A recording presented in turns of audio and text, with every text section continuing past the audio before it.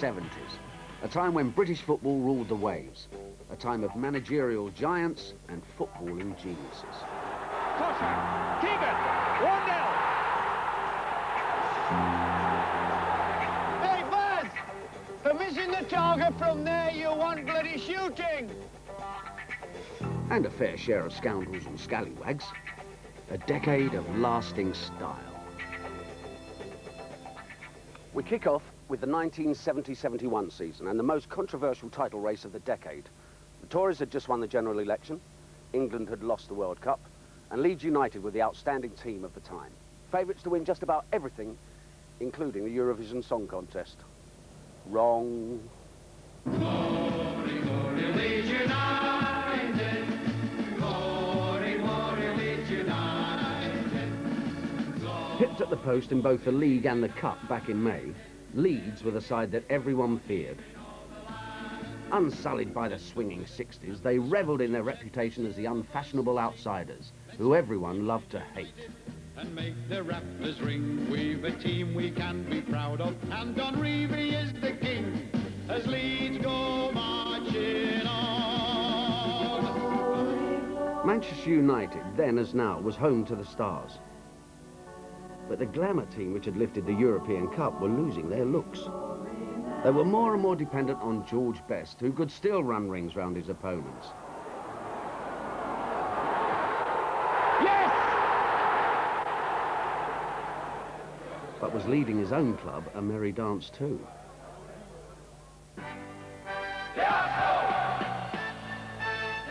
Meanwhile, a southern challenge was brewing in North London, where Arsenal looked hungry for success.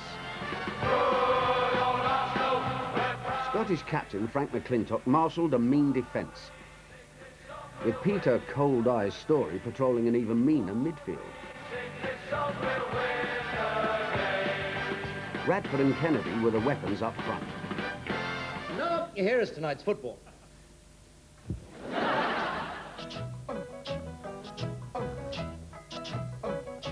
In the days when summers really were summers, the season opened amid sweltering heat, even in Manchester, as 55,000 saw Leeds take on United at Old Trafford. Number 7, Lorimer. Jones, a great goal! That was a picture book goal by Mick Jones. Arsenal's playmaker and future manager George Graham was in peak form a week later, when Manchester United, playing here in blue, visited Highbury. On by Gary Redmond.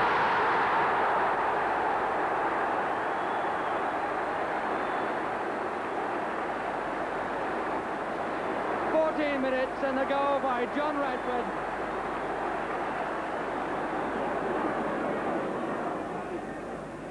Story has moved to the inside right position. Armstrong in the middle. Redford on his own. 2 goals in 4 minutes for Arsenal.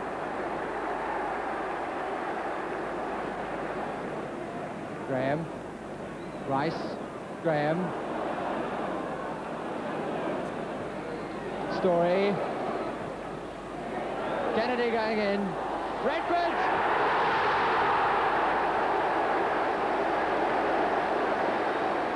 Everything was hunky-dory on the terraces at Highbury, which was more than could be said elsewhere.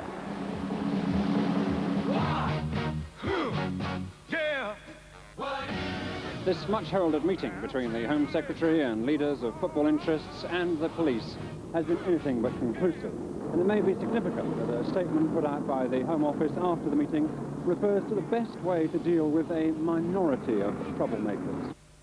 What is it good for? Absolutely. Now listen to me. Oh, wow.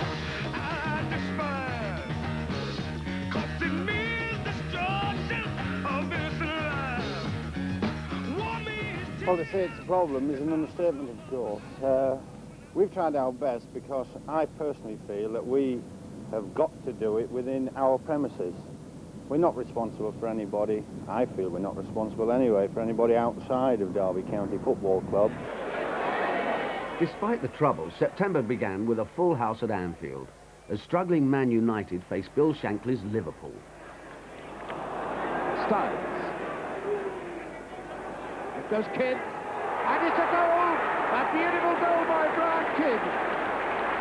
He rose to that one beautifully and got it in on the post. 20 minutes gone and Manchester United have taken the lead.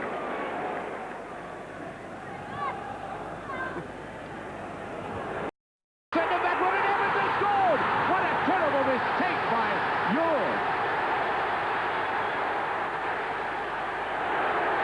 And that's what happens to the Kop when Liverpool score.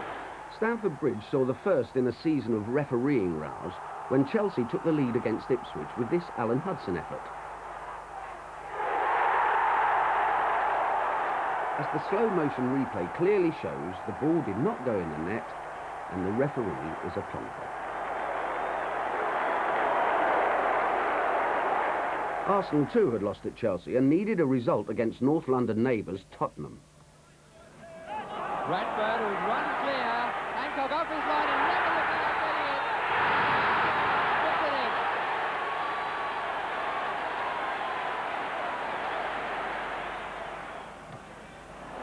That's a good ball from Graham. He's got 3 on the far post, 1 coming across the nearest Kennedy. Armstrong. Victory over Spurs re-established their title hopes as they travelled to face Stoke. Good ball, Greenough, the Conroy, looking for Ritchie again, Ritchie there, and it's a goal! One man and another, now Ritchie in with a chance, Ritchie with a shot, and what a great goal by John Ritchie! Good 1-2, and a good shot, and what a goal! What a goal! Greenough with a chance, it's a chip, and it's in the net! A great goal by Greenough! Marsh with a shot, with 1 save, there's another goal! This 5-0 drubbing raised the first questions about Arsenal's championship ambitions. We had regular meetings and very, very forthright team we were. We didn't hold any punches. I sometimes chaired the meetings and just said, hey, you're not doing it, you're not doing it, and so on. And then they would come back at me, how do you think you're doing it? And I said, well, you tell me. But we didn't pull any punches. We were very honest, very upfront with each other. But Arsenal had already shown they had the pedigree to fight back.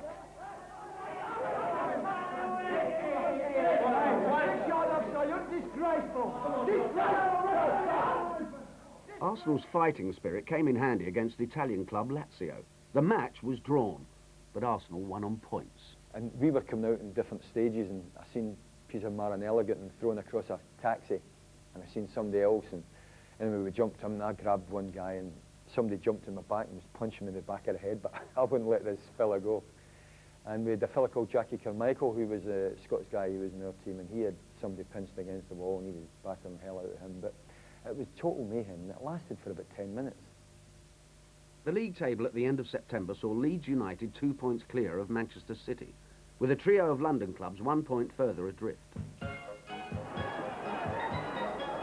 Rankin doesn't look too happy about the position of the wall. October opened with controversy at Coventry.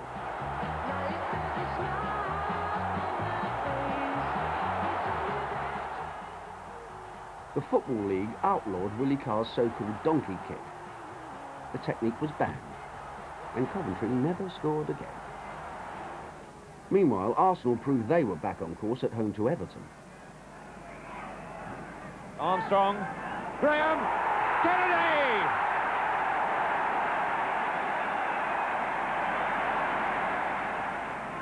Rice. Kennedy!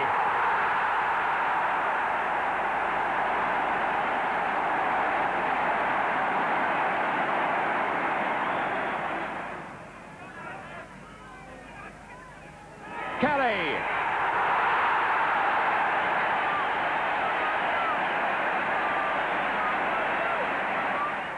Leeds were in unfamiliar red at Derby, but the result was all too familiar. Clark, oh, they all waited for a minute, and it cost them dear.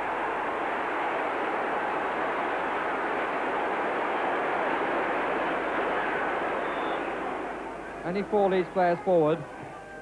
Marked by 7. On by Madeley. Good stretching. Lorimer! Oh! In a side short on charisma, Peter Lorimer's spectacular strikes were attracting increasing attention. Lorimer. Jordan's in support. What a goal! His shot, officially timed at 90 miles an hour, led the press boys to dub him, yes, you guessed it, Hot Shot. A Lorimer special. There's nothing better than when you go to a game and somebody cracks one in from 25 yards and it flies in the top corner. And I was quite fortunate after this shot, and I got more than my share of them kind of goals. At the end of October, Leeds were still 2 points clear at the top, with Arsenal up into second place.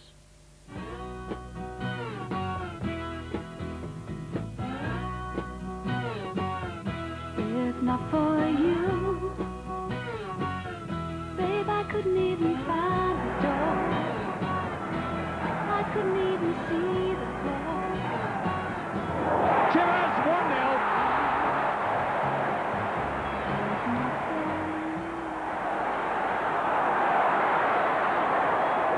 Pierce. Chivers.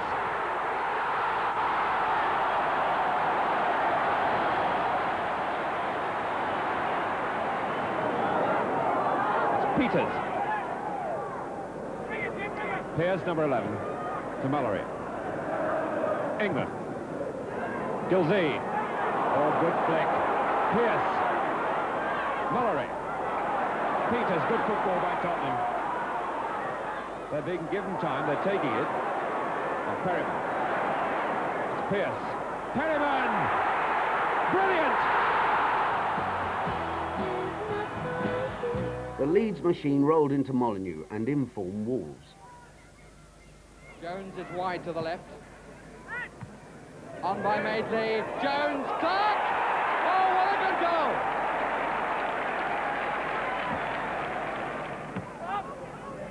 Curran. On for Mikhailov. Nice bit of running by Mikhailov. Gould coming to the near post. Oh, what a good goal!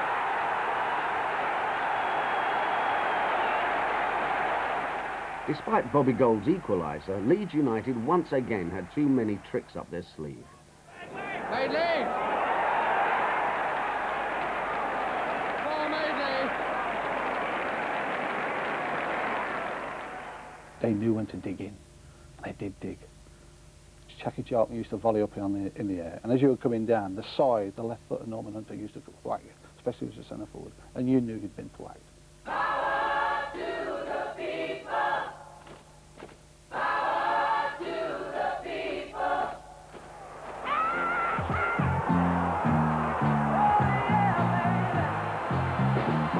Like a fool I went and stayed too long. I'm wondering if your love's still strong. Madeley, a great goal! Here I am, trying still to never come Tosha, a goal! And he climbed above Jack Charlton.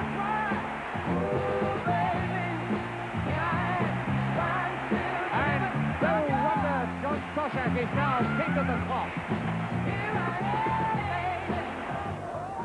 Things were not looking good at Old Trafford, as out of sorts United came up against in-form Arsenal. Snap, Radford, Graham, and a goal scored by McClintock.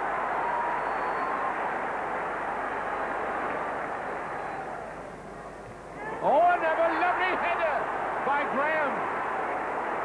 2-0. Rice Kennedy, and it's 3-0. 35 minutes. United manager Wilf McGuinness was feeling the heat after another home defeat.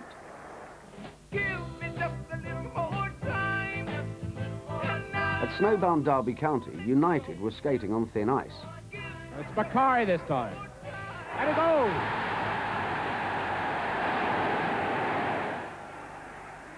Lord McFarland. And another goal scored by Wicknall. Norton Morgan. Law. And a goal! Oh, another fine save. It's a goal! Best has got it in. Muir is up. Good to his Sadler. And it's a goal! Lord, good! What an incredible turnaround! Certainly can play it. Onside, a goal! The equaliser from Hector. Hennessy to Hector. To Gemmell, number 11, a beautiful ball. A great goal, yes! He's done it! Gemmell. Dawson. Kidd! It's there! United's heroic comeback was too little too late for McGuinness, and a week later he was sacked. The new year was only 2 days old when tragedy struck in Glasgow. 66 fans died in one of football's worst ever disasters. 80,000 fans were packed inside Ibrox for the Glasgow derby against Celtic, when Rangers' late equaliser sparked chaos on the terraces. And it's a goal!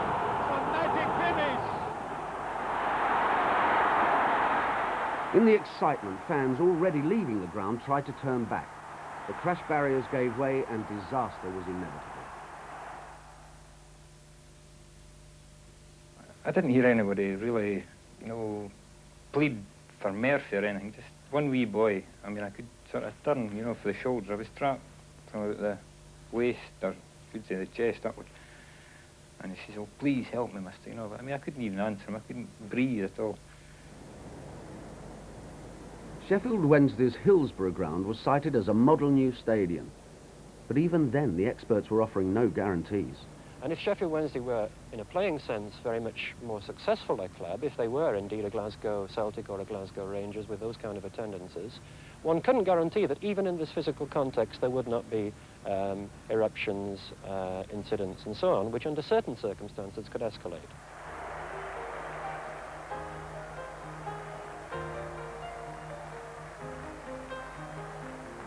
It's a little bit funny, this feeling inside. I'm not one. Coming out in a moment and you'll see them then. All right? Any comment to make at all? No, everything's been fair and above board. We're quite... George, how do you feel now? Well, I can't say anything until they make a statement. George Best, the Commission decided that the player be given a 6-week suspended sentence and fined £250. Later that month, Best disappeared on the eve of a crucial cup tie. It was the beginning of the end for Georgie boy. Another legend in trouble was Bobby Moore, whose West Ham side was struggling badly in the league.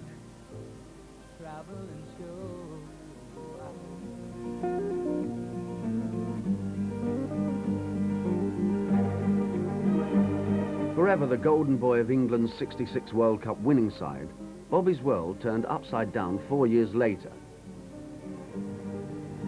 In Colombia, preparing for England's 1970 World Cup defence, he was accused of stealing jewellery from a hotel shop. Arrested, but never charged, it was a blatant attempt to unsettle England's captain.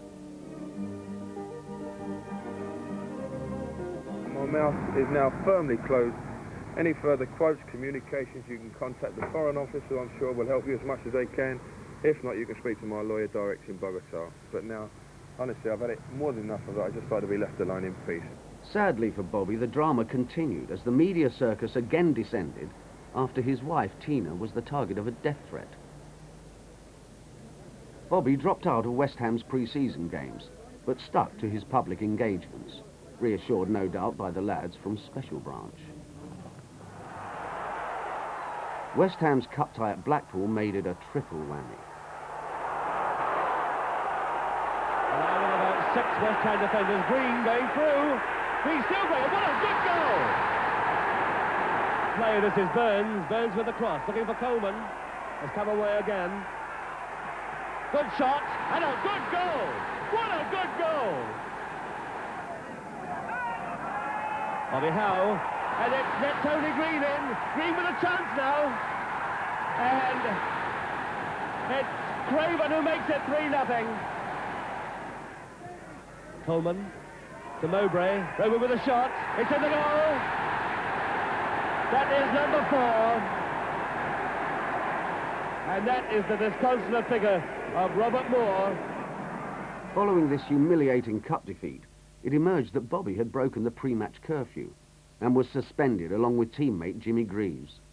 That almost seemed to be the start of the parting of the ways with Bobby and the club, and it was a shame, but I think it's fair to say probably it was never quite the same after that. Back in the league, top of the table Leeds faced Tottenham and the free-scoring Martin Chivers. Jimmy Davis come back on the field, Tottenham back to 11 players. Mallory to Chivers, he's got a good chance, and he scored! What a start for Tottenham! Again, Jack Charlton coming up, comes to Lorimer! Madeley, great stop! Off the crossbar, and a goal by Clark! Alan Clark!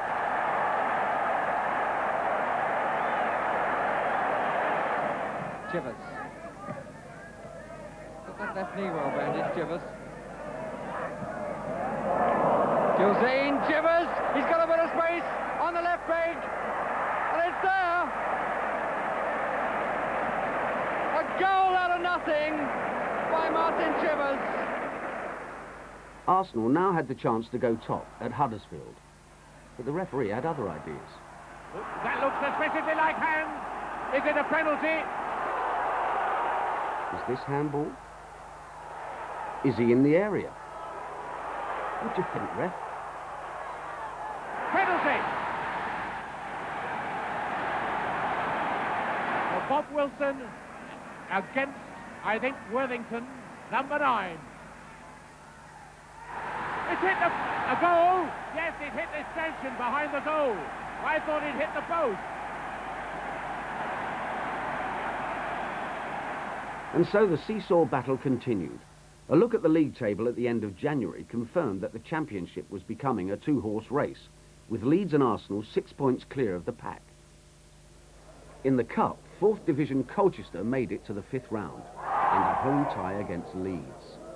Unfortunately, on the day, you know, not to blame anybody, Gary just had one of them days where everything went wrong for him. The balls going anywhere, missing balls, and it created mayhem. Now this free kick could be awkward because any ball in the air is a real check.